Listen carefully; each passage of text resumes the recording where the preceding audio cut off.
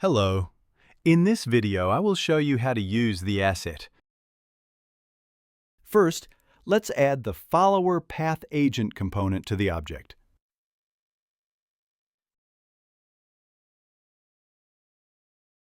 Next, click the Create Grid Manager button. It will automatically create the necessary objects as its child objects.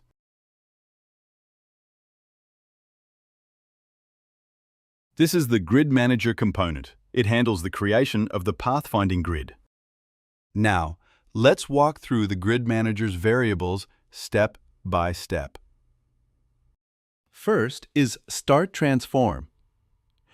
In the Start Transform field, assign the parent game object that contains the Grid Manager. This object should also have the follower path agent component attached. In the Target Transform field, assign the object you want the agent to follow or move towards. This is usually a dynamic target, like a player, enemy, or any point of interest in your scene. The unwalkable mask defines which layers in your scene are considered obstacles. Any object on these layers will block the pathfinding grid. Grid world size determines the total area of the grid in world units. It defines how wide and tall the grid will be. Grid offset allows you to shift the entire grid's position relative to its parent object, which is useful for fine-tuning alignment in your scene. Node radius sets the size of each individual node. Smaller values increase accuracy but also create more nodes, while larger values reduce precision but improve performance. Obstacle padding defines how much extra space should be left around obstacles when generating the grid. This helps ensure that agents don't get too close to walls or objects that might block their movement. Character size represents the approximate size of your moving agent. This value is used to filter out tight areas in the grid that are too narrow for the agent to pass through, helping to prevent the generation of unrealistic or unreachable paths. All right, now let's go ahead and set up the Grid Manager's variables together.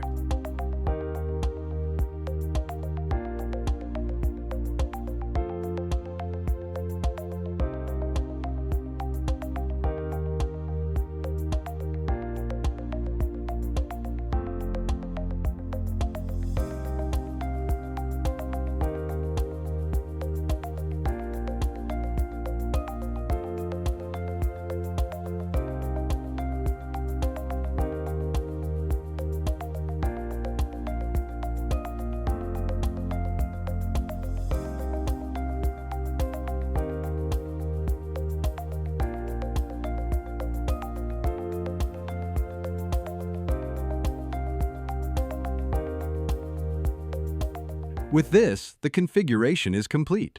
Now, let's take a look at the follower path agent.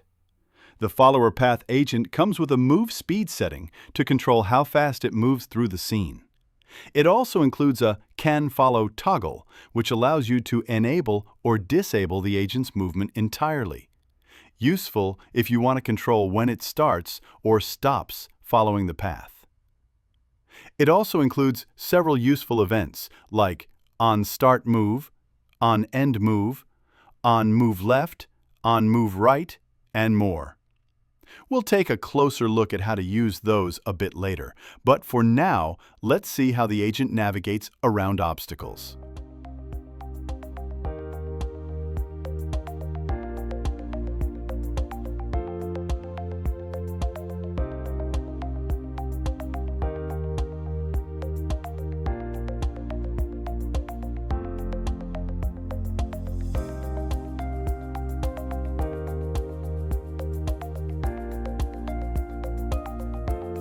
As you can see, the object moves toward the target while avoiding obstacles.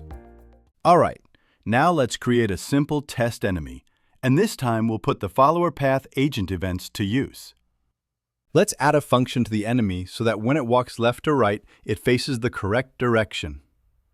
In this case, let's implement this specifically for spine animations.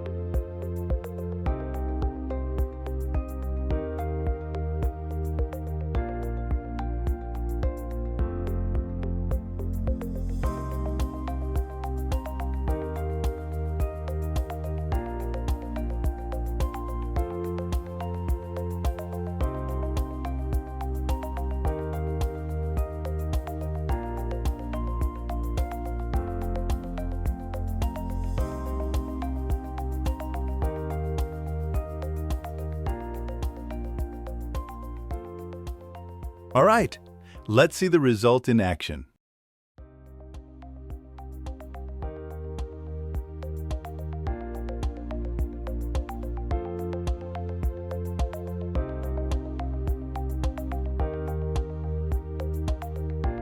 As you can see, thanks to the follower path agent events, this was accomplished very easily.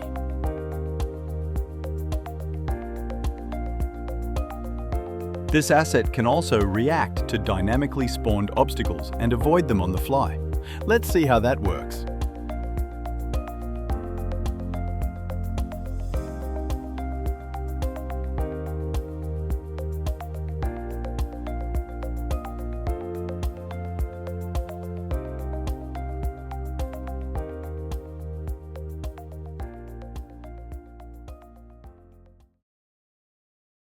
All right, now let's set up the on-end move event to trigger an attack animation and spawn the Flame VFX.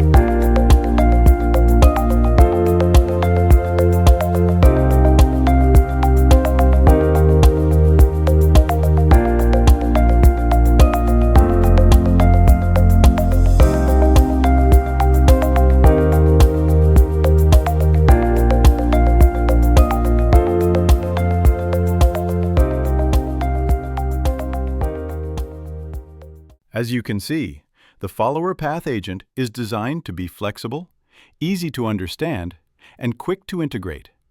You can use it in a wide variety of projects, and it gives you full control without adding unnecessary complexity. While we couldn't cover every single feature in this tutorial, everything is built with clarity in mind.